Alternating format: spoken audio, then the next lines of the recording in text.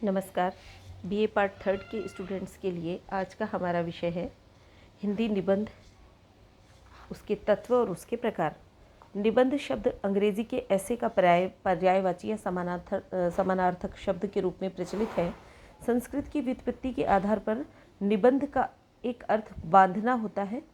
प्राचीन काल में रचनाएं भोजपत्र पर लिखी और बांधी जाती थी और उन्हें संवारकर बांधने की क्रिया को निबंध कहते थे।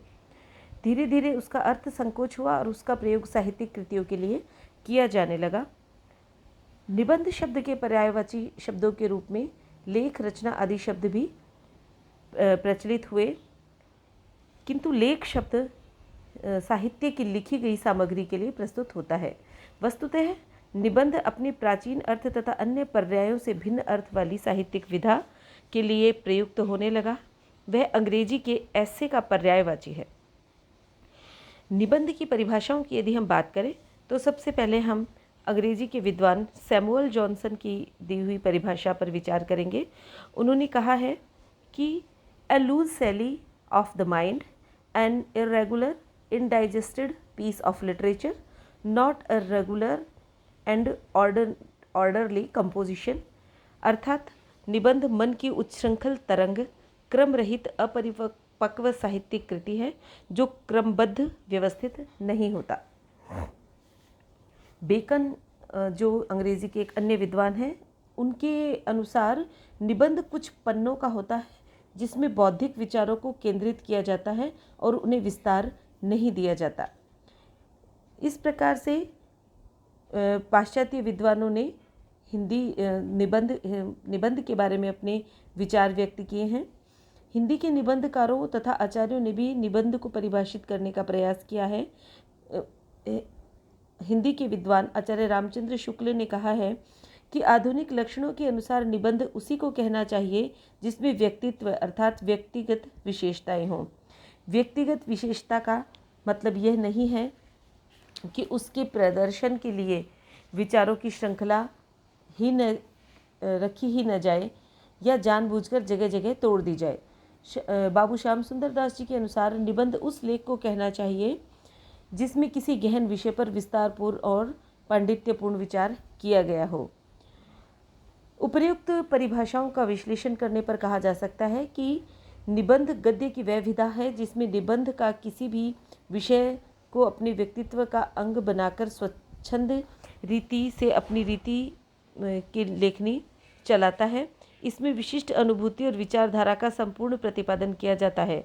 दूसरे शब्दों में निबंध वह गद्यात्मक और कलात्मक कृति है जिसमें समाज, राजनीति, धर्म, साहित्य आदि से संबंधित समस्या विशेष का वैयक्तिक आधार पर विवरण प्रस्तुत किया गया है और इस प्रकार से प्रस्तुत किया गया हो कि वह अपने संक्षिप्त आकार में स्वतः संपूर्ण हो। अब हम निबंध के तत्वों पर विचार करेंगे। निबंध के 6 तत्व स्वीकार हम कर सकते हैं।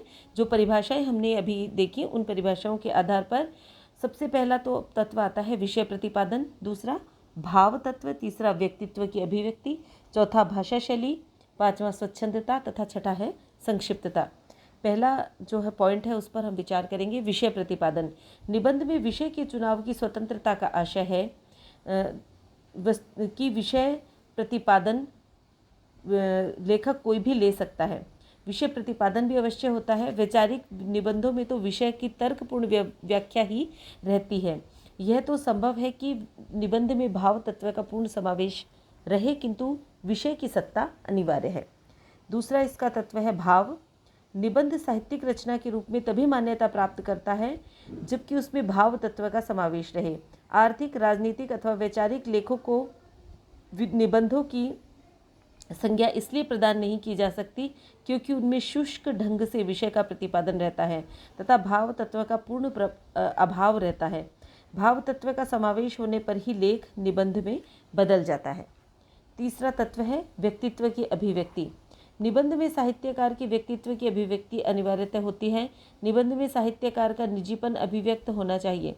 कोई भी विषय लेखक की आत्मा का अंग बनकर ही निबंध में स्थान पाता है। इससे निबंधकार के दृष्टिकोण तथा चरित्र की अभिव्यक्ति सहज ही हो जाती है। निबंध का चौथा तत्व है भाषा शैली। विषय के अनुसार भाषा शैली का प्रयोग किया जाता है। सामान्यतः विषय में वर्णनात्मक विवरण देने में विवरणात्मक तथा चिंतन के समय विचारात्मक शैली की आवश्यकता होती है। व्यक्तित्व के प्रधान होने पर शैली भावात्मक हो जाती है। शैली के अनुरूप ही भाषा का प्रयोग भी होता है। इस निबंध में एक शैली को रखा जा सकता है और उसमें कई शैलियों का सम्मिश्रण भी हो सकता है। निबंध का पांचवा तत्व है स्वच्छंदता। स्वच्छंद शैली का विशेष गुण है स्वच्छंदता। निबंध में लेखक स्वच्छंदता से वर्णन करता है। वह मिट्टी की बातें करते करते आकाश के तारों की बातें कर सकता है। इतनी स्वच्छंदता होते हुए भी निबंध में एक सूत्रबद्धता बनी रहती है।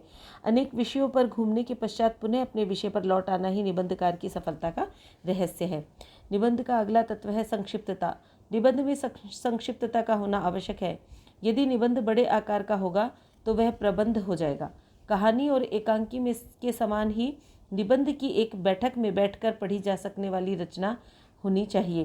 थोड़े शब्दों में ही निबंध का विषय प्रतिपादन और अपने व्यक्तित्व की अभिव्यक्ति कर देना ही निबंधकार की सफलता मानी जाती है। तो इन सभी विशेषताओं से युक्त रचना ही निबंध कहलाती है। अब हम निबंध के प्रकारों पर विचार करेंगे। निबंध के अनेक प्रकार हैं। सामान्यतः उन्हें इस प्रकार से विभाजित किया जा सकता है। ये हम इन निबंधों के 9 प्रकार विद्वानों ने बताए हैं। पहला विचार प्रधान, भाव प्रधान, प्रतीकात्मक, मनोवैज्ञानिक, कथात्मक, संस्मरणात्मक, हास्य व्यंग्यात्मक, वर्णन प्रधान या पात्र वर्णन परक और ललित निबंध। सबसे पहला जो बिंदु है वह है विचार प्रधान। जिन निबंधों में बुद्धि तत्व की प्रधानता रहती है उन्हें विचार प्रधान निबंध कहते हैं। लेखक इन निबंधों में तार्किक ढंग से विषय का प्रतिपादन करता है। विषय की सूक्ष्मता से अध्ययन करके किसी निष्कर्ष पर पहुंचने का प्रयास किया जाता है। जयशंकर प्रसाद, श्याम सुंदर दास तथा रामचंद्र शुक्ल जी के निबंध प्राय इसी प्रकार के हैं। दूसरा प्रकार है भाव प्रधान। इन निबंधों में भाव प्रवणता की प्रमुखता होती है। इनमें हृदय पक्ष की प्रधानता मिलती है। ऐसे निबंधों में निबंधकार के व्यक्तित्व की अभिव्यक्ति विशेष रूप से होती है। ये निबंध गद्य गीतों के बहुत निकट आ जाते हैं। राय कृष्णदास, दिनेश नंदिनी, माखनलाल चतुर्वेदी आदि के भावात्मक निबंध इसी प्रकार के हैं। अगला प्रकार है प्रतीकात्मक निबंध। जिन निबंधों में प्रतीक का सहारा लेकर अपने कथ्य की अनुभूति को व्यंजित किया जाता है उन्हें प्रतीकात्मक निबंध कहते हैं। राय कृष्णदास के संलाप, सागर और मेघ, सोना और लोहा इसी प्रकार के निबंध हैं। चौथा प्रकार है मनोवैज्ञानिक निबंध। मनोवैज्ञानिक विषयों को आधार बनाकर लिखे गए साहित्यिक निबंध मनोवैज्ञानिक निबंध कहलाते हैं। अज्ञेय जी का चिंता इसका सर्वोत्कृष्ट उदाहरण है। कथात्मक निबंध। जिन निबंधों में कथात्मक शैली अपनाई जाती है उन्हें कथात्मक निबंध कहते हैं।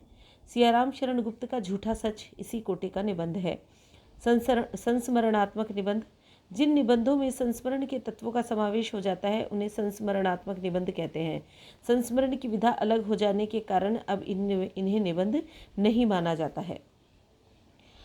सातवां प्रकार है हास्य व्यंग्यात्मक। इन निबंधों में हास्य और व्यंग्य का प्रतिपादन किया जाता है।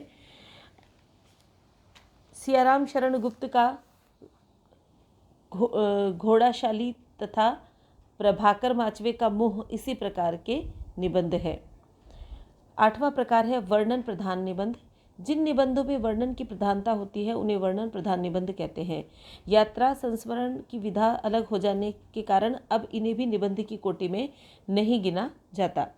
नवा और अंतिम प्रकार है ललित निबंध। वैयक्तिक निबंधों को ललित निबंध के नाम से पुकारा जाता है। ललित निबंध में निबंधकार किसी भी विषय को आधार बनाकर अपने व्यक्तित्व को स्वच्छंद गति से ललित शैली में अभिव्यक्त करता है। इस प्रकार से हमने देखा कि हिंदी निबंध एक साहित्य की शक्तिशाली और समृद्ध विधा है। हमने उसके प्रकार, उसके तत्व और परिभाषाओं के बारे में जाना। धन्यवाद।